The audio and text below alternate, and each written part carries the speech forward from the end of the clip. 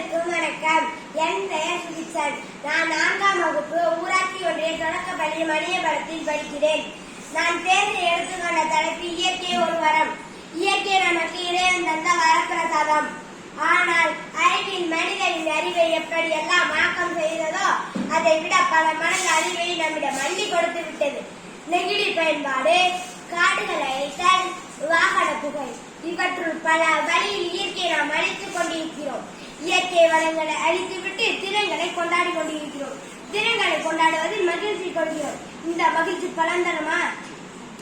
இயற்கை இல்லாமல் வாழ முடியுமா? எத்தனை செயற்கையை நன்றாலும் இயற்கையை படைப்பதற்கு ஈடாகுமா? அதை நாம் மறக்கலாமா? மண்ணை வளராக்கி மாண்புகள் பெற முடியும். சிந்திப்பீர்கள். உண்ண உணவு வேண்டும், பரந்த நீர் வேண்டும், சுவாசிக்க காற்று வேண்டும். ஆனால் விவசாயம் செய்யவோ நீரை சேமிக்கவோ மரங்களை நடவோ மட்டுமே மனமில்லை என்ற எப்படி இவையெல்லாம் நமக்கு கிடைக்கும் என்பதை உணர வேண்டும்.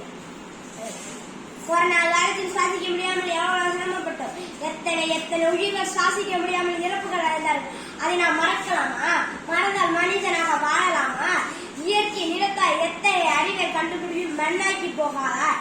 என்ன வயநாடு கோர மலைச்சரிவு ஏற்பட்ட போது என்பதை உணராமல் மனதில் நினைக்கலாமா? எனவே இழந்த வரமாகிய இயற்கையை காக்க சுற்றுச்சூழலை பாதுகாக்க பாடுபடுவோம்.